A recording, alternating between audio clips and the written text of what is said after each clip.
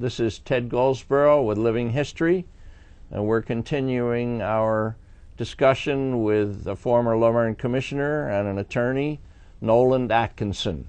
Mr. Atkinson, thank you again for being with us. Happy to be here. I was hoping in this segment that we could talk about what you did after you were a Lower Merion Commissioner. Well, I've been a lawyer. That's how I earned my living since 1969. I've been practicing for over 40 years. I'm a litigator with the Duane Morris law firm currently. I've been at Duane Morris for the past 20 years.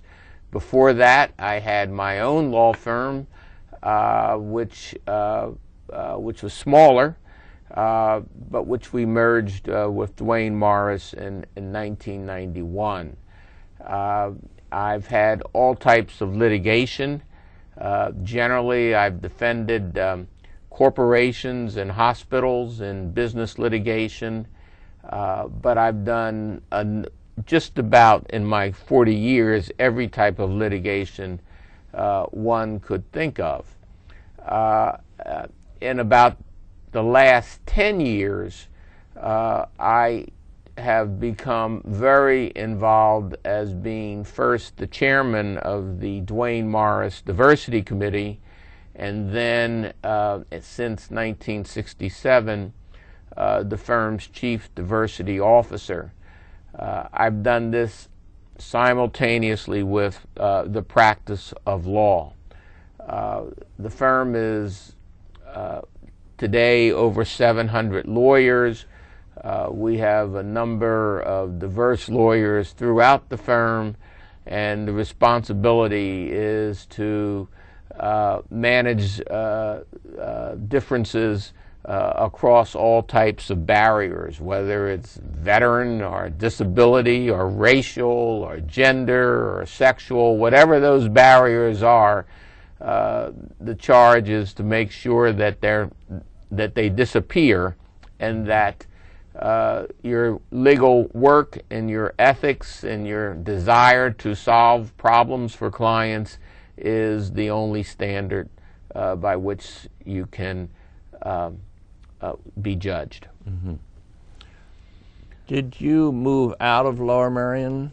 I did. I moved out of Lower Merion in 1986. I decided that 12 years was a sufficient time to do and offer my services to the Fourth Ward. I didn't want to be commissioner for life. I wanted to try and grow and develop in other areas.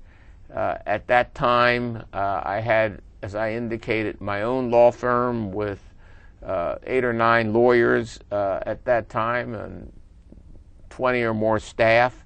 So it was taking a lot of time, and it seemed like I ought to focus on that. And it also seemed like a time that my attention and my day was spent in Philadelphia. So I moved out of Lower Merion in 1986 and stayed in Philadelphia about 10 years.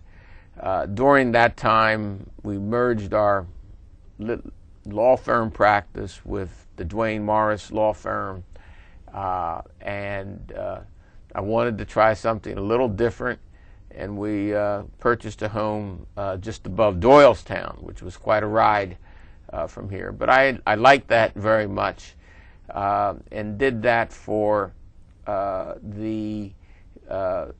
about 12 or 13 years, and now I have a small townhouse in Philadelphia. So that's my residential moves. Uh-huh. How old or in what grades, what school were your children when you left in 86 or 84? When I left, they were in the junior high school range, are just finishing up really elementary school. One went to Gladwin. They all went to Gladwin, I believe. and because they couldn't go to Bryn Mawr any longer, because that was done. So. And then to Welch Valley? They never went to Welch Valley. Okay. We had moved by then. Okay.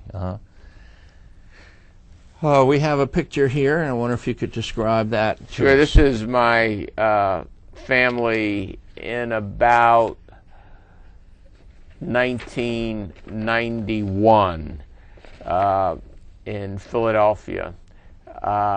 And in our home in Philadelphia, you can see they're all still pretty young at that point. 3 girls? 3 girls. And where are they now? My oldest daughter, Emily, right here, is a writer-producer for the Wolf Blitzer program on CNN News in Washington, D.C. So she is very much current in the news. My middle daughter, Norel Atkinson, is a pediatric physician in Norfolk, Virginia. And my youngest daughter, Alden Atkinson, works in the administrative and financial group at Duane Morris. So I have 3 daughters, and they're all doing very well. Yes. Does Duane Morris have another branch anywhere else, or only Philadelphia? Oh no, we have offices across the United States: Chicago, Boston, Atlanta, Miami, New York, Washington, Los Angeles. I'm showing my ignorance. We have an office in Singapore. We have an office in London. Wow. So the law firm is well positioned across the country and internationally. Is that diversity unique to Duane Morris, or do other law firms have that? I think the area of having diversity officers is a growing area. Many firms are beginning to do that as well. The world is becoming smaller, and you've all heard the term global economy. And when I speak of diversity, I'm speaking of differences, whether they, as I said earlier, whether they're racial or cultural or ethnic. We've all got to do a better job of working with people who aren't exactly the way we are. So you are seeing more and more diversity officers for firms. Yes, sir. But I think Duane Morris has been a leader in that. I see. Yes. When you had your own law firm, was that in Ardmore? Or?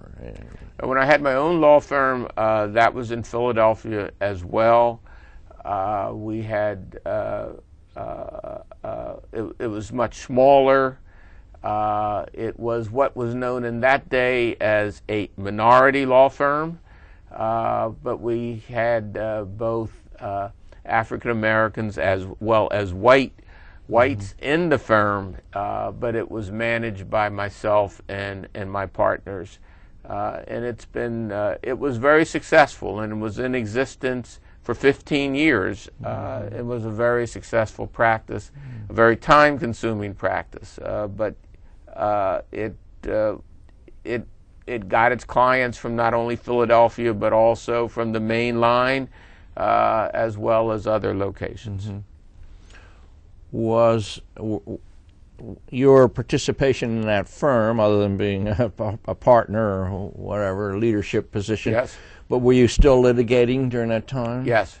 I've always been a litigator. I've always have had cases that have required me to be involved in some form of representing people in a courtroom. So you never had an office in Ardmore? Not a real office, no, sir. Getting back, way back when, a few segments ago, we talked about your father being a medical doctor and having an office in his home in Bryn Mawr on South Warner Avenue. Did he sometimes have white patients? Yes, he did, but I would say very few. And it was certainly not his choice, it was the choice of whoever came to see him in the office. What if a patient couldn't pay? Many patients couldn't pay. I think his philosophy, which started when he first started to practice, was to render care to whoever came to see him, and he would keep his account cards, and he'd put down charge if they couldn't pay, and I think by and large most people tried to pay whenever they could pay. Mr. Atkinson, I wonder if you could tell me about your great-grandfather. I'd be happy to. My great-grandfather was George Boyer Vachon. He was a man who grew up in the Pittsburgh area during the late 1830s and 1840s. He was an African-American, obviously. He was a very smart man and was the first African-American to graduate from Oberlin College. I believe it was 1841. He studied and wanted to be a lawyer, and studied under the clerkship of a former Secretary of Treasurer to President Tyler. And after studying for 2 years, he was applied for admission to practice law for the Allegheny Bar, and they denied him. And it was denied because of race. And that was because in 1838, the Pennsylvania Constitution was changed, and it was changed in a manner which said that if you could not vote, and the Constitution was changed for only white males, you couldn't be a lawyer. So he clearly could not be a lawyer. He was very disappointed, and he traveled to New York State. And in New York State, he again applied and was successful. Became the first African American to practice law in New York State. He then traveled. He was something of a traveler, and he was also a teacher. When he couldn't practice law, he was a professor of various types. But he ultimately ended up in Washington, D.C., and he was the first professor of law at Howard University. He was at Howard University after the Civil War had just been founded, and he was one of the first professors there to practice. He applied for and was admitted to practice law in the United States Supreme Court. He returned to Allegheny County in 1868 and was again denied admission. I credit my nephew, Paul Thornell, for doing a lot of research about George Vachon during his time when he was attending the University of Pennsylvania Law School. In reading about the research, I decided in 2009 to file a petition with the Pennsylvania Supreme Court to have him posthumously admitted to practice in Pennsylvania, and along with a lawyer in Pittsburgh who joined in the petition, we were able to have George Boyer Vachon 163 years late, but nevertheless admitted to practice in the Pennsylvania Supreme Court. And I really commend Supreme Court Justice Castile and his colleagues. It was a unanimous decision, and it was a decision that I, as a lawyer, understand they didn't have to do this, but they thought it was the right thing to do. And they determined that George Boyer Vachon should have certificate number 1 of all the lawyers in Pennsylvania. This little article, which I wrote for the Philadelphia Lawyer, which is published by the Philadelphia Bar Association, tells that story. There you can see the pictures of members of the court, my nephew, Paul Thornell, who was present, and others. The Duane Morris law firm, again, was very supportive of all the actions I took. Held a reception for the members of the bar in Allegheny County out in Pittsburgh, and all of that is detailed on the pictures here, which I'm showing. So it was a great story. It does symbolize that in changing times we can all change, and it was a very courageous decision taken by the Pennsylvania Supreme Court. Well, I certainly appreciate hearing about this and interesting the history, because we're interested in history and Yes, family histories.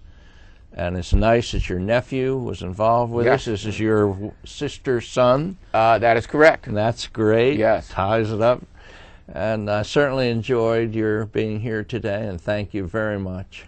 My pleasure, and it's great. I always like coming back to Lower Merion. I have fond memories of this community and the people who live here. Thank you.